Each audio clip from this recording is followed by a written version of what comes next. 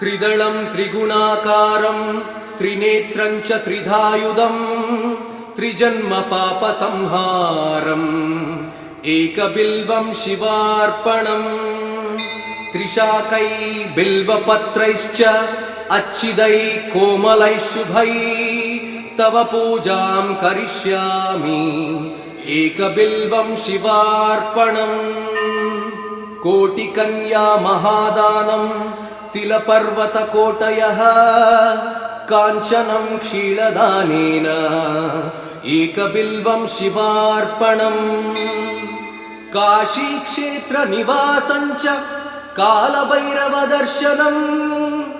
प्रयागे माधवं दृष्ट्वा एकबिल्वं शिवार्पणम् इन्दुवारे व्रतं स्थित्वा निराहारो महेश्वरः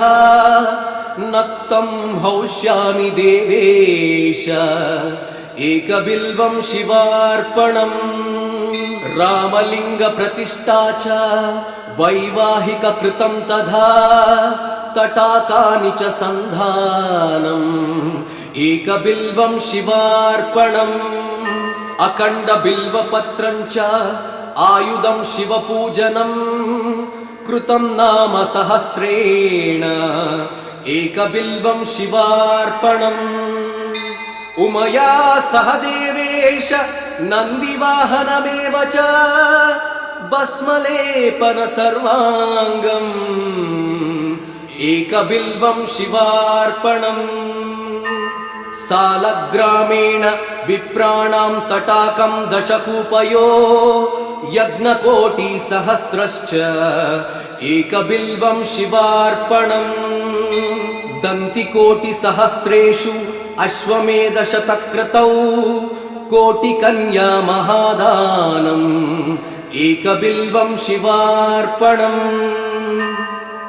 बिल्वाणां दर्शनं पुण्यं स्पर्शनं पापनाशनम् अघोरपापसंहारम् एकबिल्वं शिवार्पणम् सहस्रवेदपाठेषु ब्रह्मस्थापनमुच्यते अनेकव्रतकोटीनाम् एकबिल्वं शिवार्पणम् अन्नदानसहस्रेषु सहस्रोपनयनं तथा अनेकजन्मपापानि एकबिल्वं शिवार्पणम् बिल्वाष्टकमिदं पुण्यं यः पठेत् शिवसन्निधौ शिवलोकमवाप्नोति एकबिल्वं शिवार्पणम्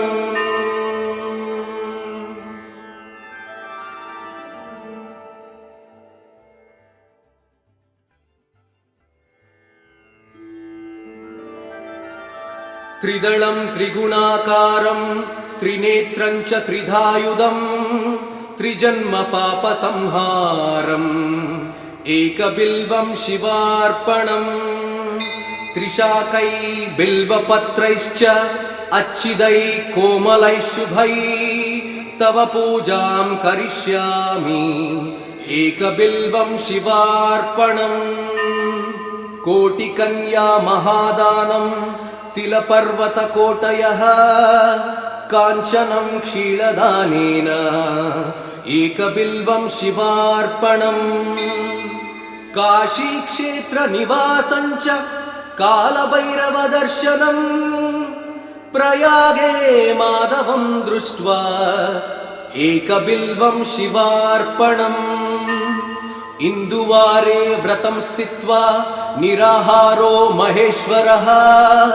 नक्तं हौष्यामि देवेश एकबिल्वं शिवार्पणम् रामलिङ्गप्रतिष्ठा च वैवाहिककृतं तथा तटाकानि च सन्धानम्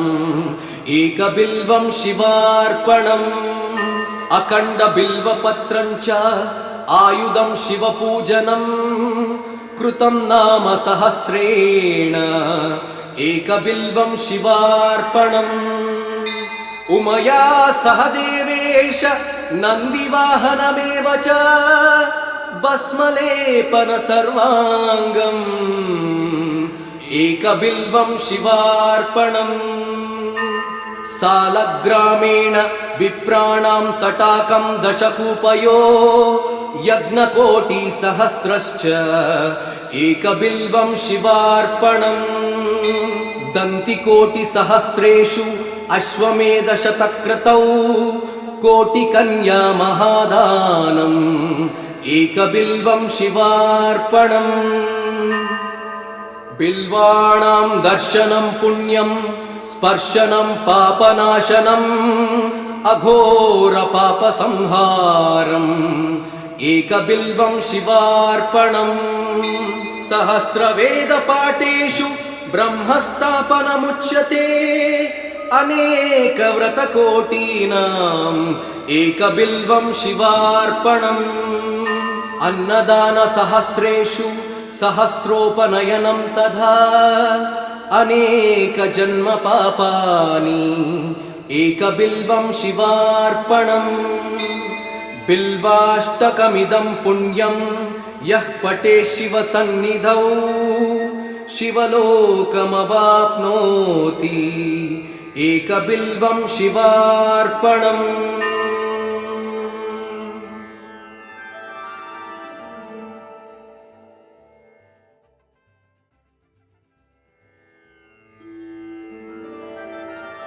त्रिदलं त्रिगुणाकारं त्रिनेत्रं च त्रिधायुधं त्रिजन्मपापसंहारम् एकबिल्वं शिवार्पणम् त्रिशाकै बिल्वपत्रैश्च अच्छिदै कोमलैः शुभै तव पूजां करिष्यामि एकबिल्वं शिवार्पणम् कोटिकन्या महादानं तिलपर्वतकोटयः काञ्चनं क्षीरदानेन एकबिल्वं शिवार्पणम् काशीक्षेत्रनिवासं च कालभैरवदर्शनम् प्रयागे माधवं दृष्ट्वा एकबिल्वं शिवार्पणम् इन्दुवारे व्रतं स्थित्वा निराहारो महेश्वरः नक्तं हौष्यामि देवेश एकबिल्वं शिवार्पणम् रामलिङ्गप्रतिष्ठा च वैवाहिककृतं तथा तटाकानि च सन्धानम् एकबिल्वं शिवार्पणम् अखण्डबिल्वपत्रं च आयुधं शिवपूजनं कृतं नाम सहस्रेण एकबिल्वं शिवार्पणम् उमया सह देवेश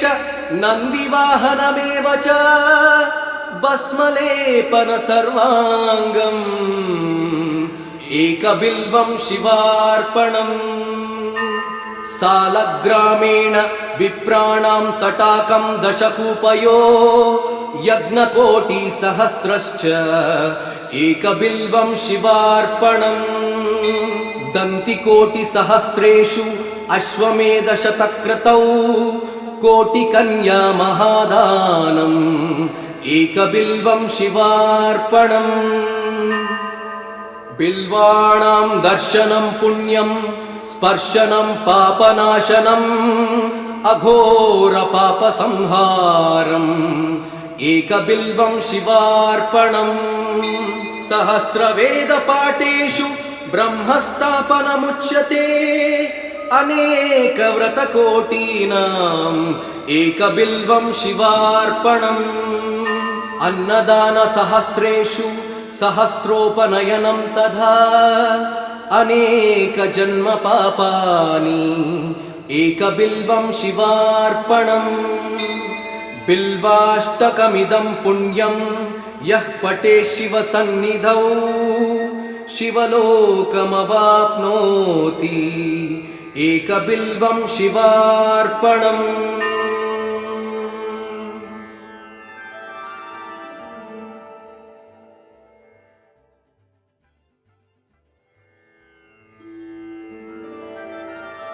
त्रिदलं त्रिगुणाकारं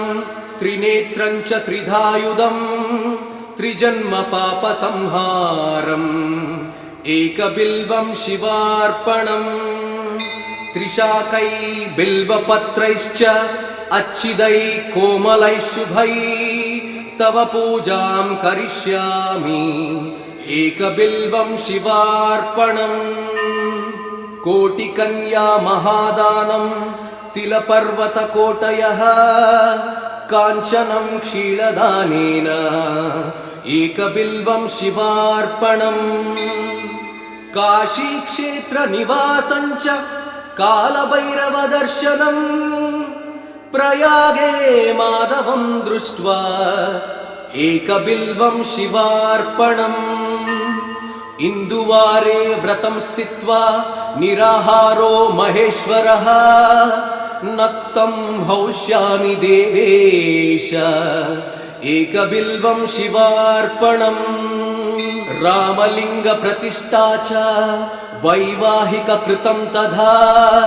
तटाकानि च सन्धानम् एकबिल्वं शिवार्पणम् अखण्डबिल्वपत्रं च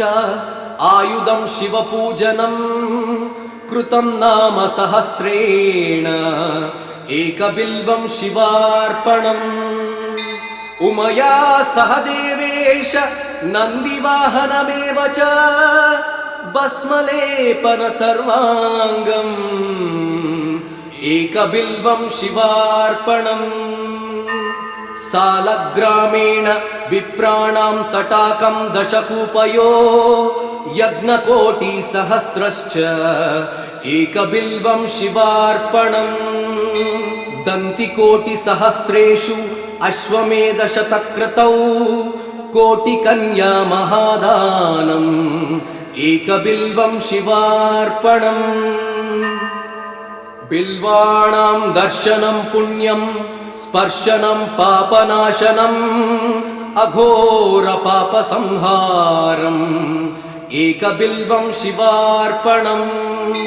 सहस्रवेदपाठेषु ब्रह्मस्थापनमुच्यते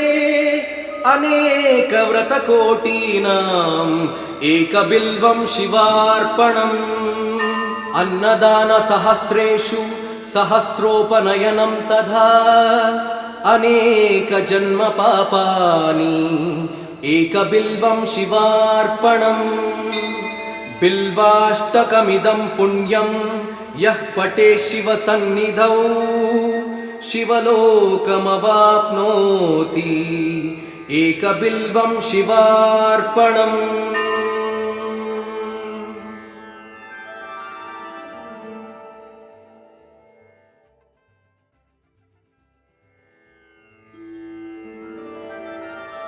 त्रिदलं त्रिगुणाकारं त्रिनेत्रं च त्रिधायुधं त्रिजन्मपापसंहारम् एकबिल्वं शिवार्पणम्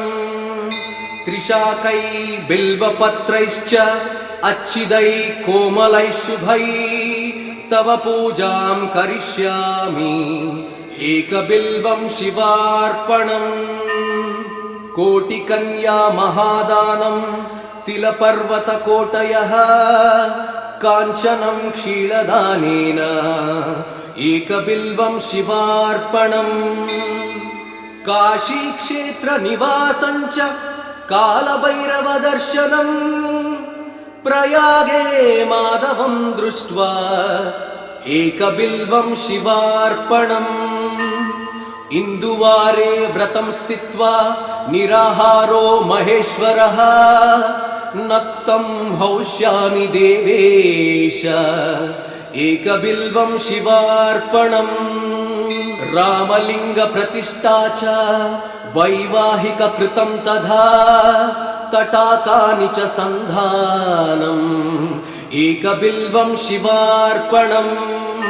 अखण्डबिल्वपत्रं च आयुधं शिवपूजनं कृतं नाम सहस्रेण एकबिल्वं शिवार्पणम् उमया सह देवेश नन्दिवाहनमेव च भस्मलेपन सर्वाङ्गम् एकबिल्वं शिवार्पणम् सालग्रामेण विप्राणां तटाकं दशकूपयो यज्ञकोटिसहस्रश्च एकबिल्वं शिवार्पणम् दन्तिकोटिसहस्रेषु अश्वमेधशतक्रतौ कोटिकन्या महादानम् एकबिल्वं शिवार्पणम् बिल्वाणां दर्शनं पुण्यं स्पर्शनं पापनाशनम् अघोरपापसंहारम् एकबिल्वं शिवार्पणम् सहस्रवेदपाठेषु ब्रह्मस्थापनमुच्यते अनेकव्रतकोटीनाम् एकबिल्वं शिवार्पणम् अन्नदानसहस्रेषु सहस्रोपनयनं तथा अनेकजन्मपापानि एकबिल्वं शिवार्पणम् बिल्वाष्टकमिदं पुण्यं यः पठेत् शिवसन्निधौ शिवलोकमवाप्नोति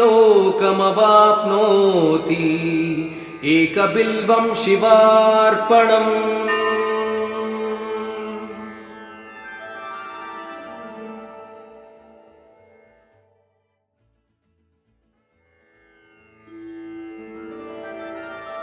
त्रिदलं त्रिगुणाकारं त्रिनेत्रं च त्रिधायुधं त्रिजन्मपापसंहारम् एकबिल्वं शिवार्पणम् त्रिशाकै बिल्वपत्रैश्च अच्छिदै कोमलैः शुभै तव पूजां करिष्यामि एकबिल्वं शिवार्पणम्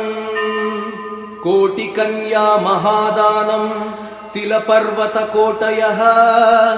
काञ्चनं क्षीरदानेन एकबिल्वं शिवार्पणम् काशीक्षेत्रनिवासं च कालभैरवदर्शनम् प्रयागे माधवं दृष्ट्वा एकबिल्वं शिवार्पणम् इन्दुवारे व्रतं स्थित्वा निराहारो महेश्वरः नक्तं हौष्यामि देवेश एकबिल्वं शिवार्पणम् रामलिङ्गप्रतिष्ठा च वैवाहिककृतं तथा तटाकानि च सन्धानम् एकबिल्वं शिवार्पणम् अखण्डबिल्वपत्रं च आयुधं शिवपूजनं कृतं नाम सहस्रेण एकबिल्वं शिवार्पणम् उमया सह देवेश नन्दिवाहनमेव च भस्मलेपन सर्वाङ्गम् एकबिल्वं शिवार्पणम् सालग्रामेण विप्राणां तटाकं दशकूपयो यज्ञकोटिसहस्रश्च एकबिल्वं शिवार्पणम् दन्तिकोटिसहस्रेषु अश्वमेधशतक्रतौ कोटिकन्या महादानम् एकबिल्वं शिवार्पणम् बिल्वाणां दर्शनं पुण्यं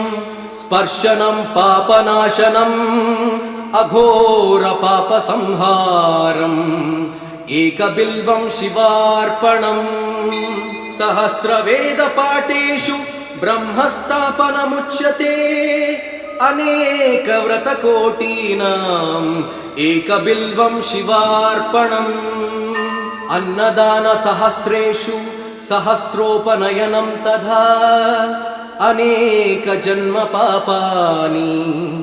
एकबिल्वं शिवार्पणम् बिल्वाष्टकमिदं पुण्यं यः पठेत् शिवसन्निधौ शिवलोकमवाप्नोति एकबिल्वं शिवार्पणम्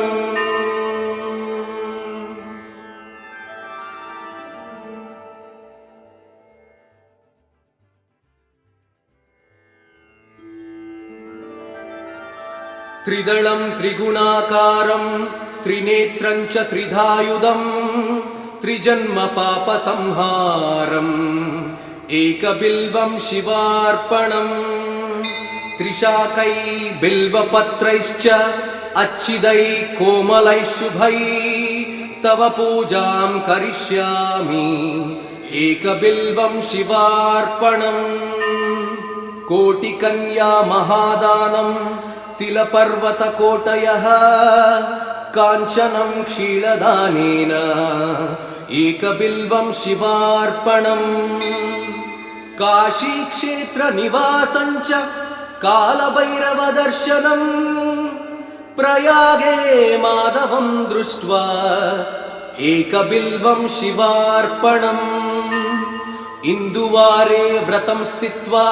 निराहारो महेश्वरः नक्तं हौष्यामि देवेश एकबिल्वं शिवार्पणम् रामलिङ्गप्रतिष्ठा च वैवाहिककृतं तथा तटाकानि च सन्धानम् एकबिल्वं शिवार्पणम् अखण्डबिल्वपत्रं च आयुधं शिवपूजनम् कृतं नाम सहस्रेण एकबिल्वं शिवार्पणम् उमया सह देवेश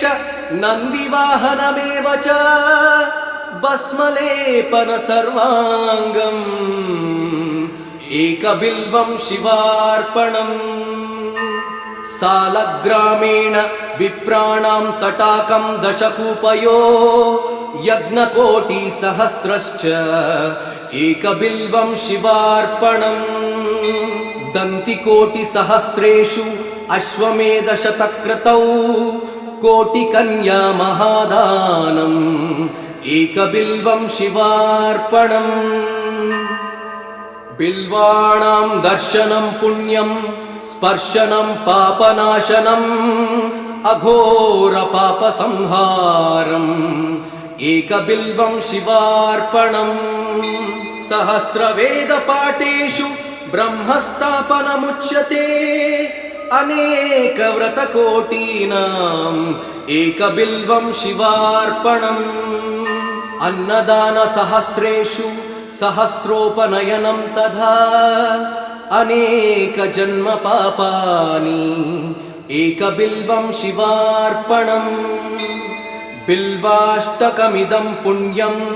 यः पठेत् शिवसन्निधौ शिवलोकमवाप्नोति एकबिल्वं शिवार्पणम्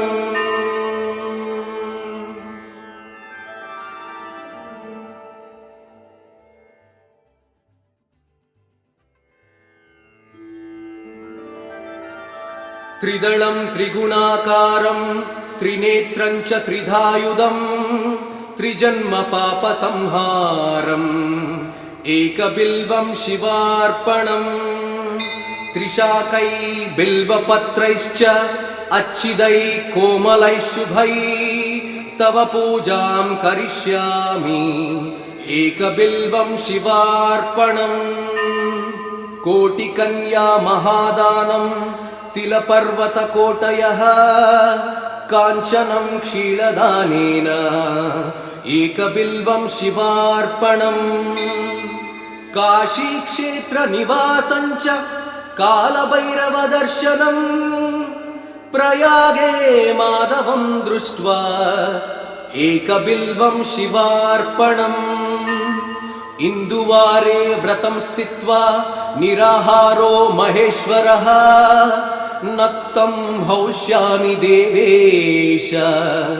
एकबिल्वं शिवार्पणम् रामलिङ्गप्रतिष्ठा च वैवाहिककृतं तथा तटाकानि च सन्धानम् एकबिल्वं शिवार्पणम् अखण्डबिल्वपत्रं च आयुधं शिवपूजनम्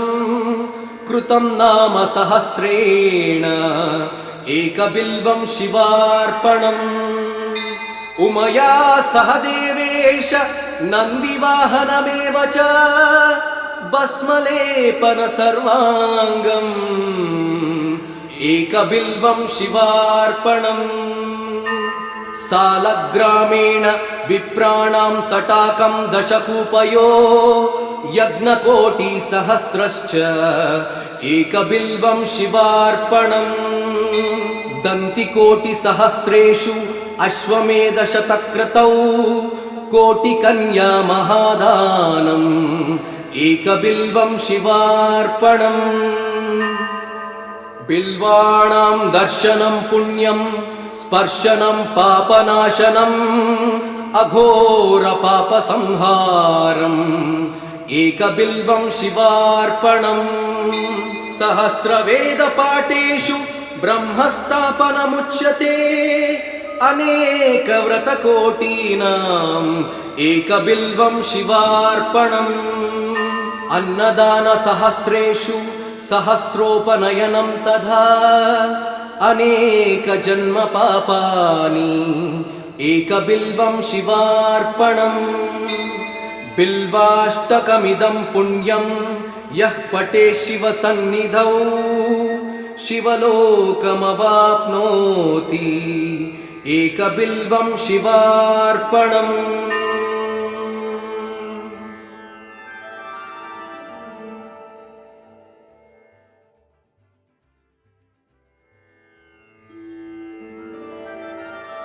त्रिदलं त्रिगुणाकारं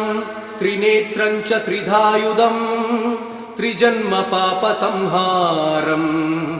एकबिल्वं शिवार्पणम् त्रिशाकै बिल्वपत्रैश्च अच्छिदै कोमलै शुभै तव पूजां करिष्यामि एकबिल्वं शिवार्पणम् कोटिकन्या महादानं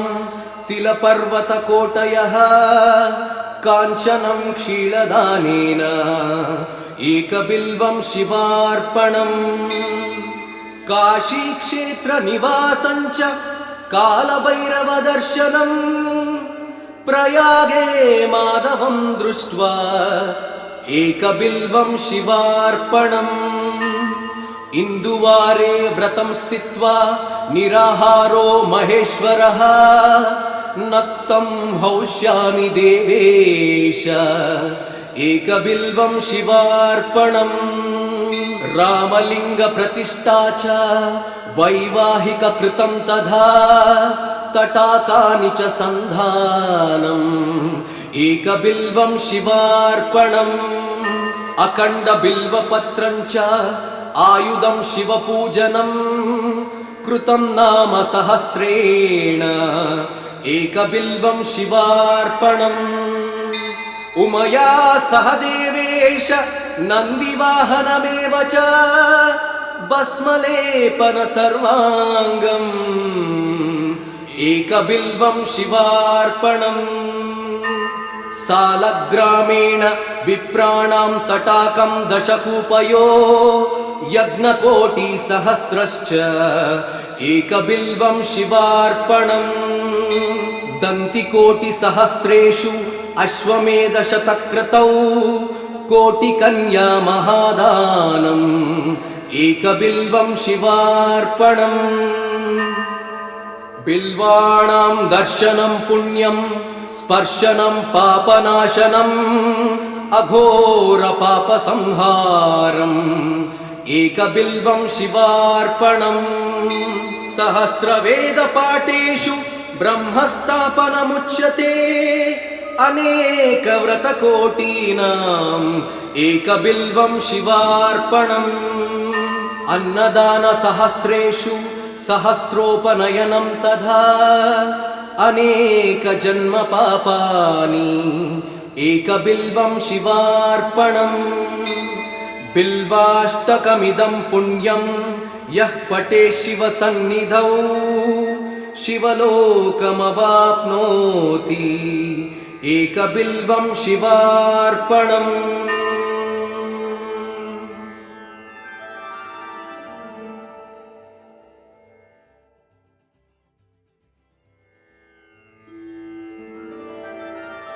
त्रिदलं त्रिगुणाकारं त्रिनेत्रं च त्रिधायुधं त्रिजन्मपापसंहारम् एकबिल्वं शिवार्पणम् त्रिशाकै बिल्वपत्रैश्च अच्छिदै कोमलै शुभै तव पूजां करिष्यामि एकबिल्वं शिवार्पणम्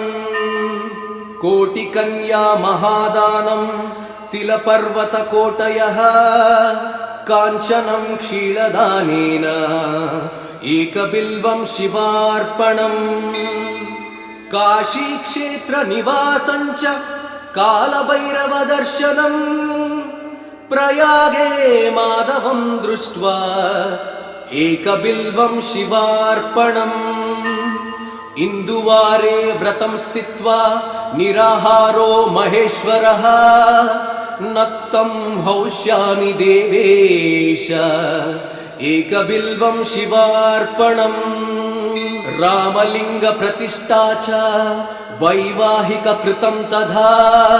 तटाकानि च सन्धानम् एकबिल्वं शिवार्पणम् अखण्डबिल्वपत्रं च आयुधं शिवपूजनं कृतं नाम सहस्रेण एकबिल्वं शिवार्पणम् उमया सह देवेश नन्दिवाहनमेव च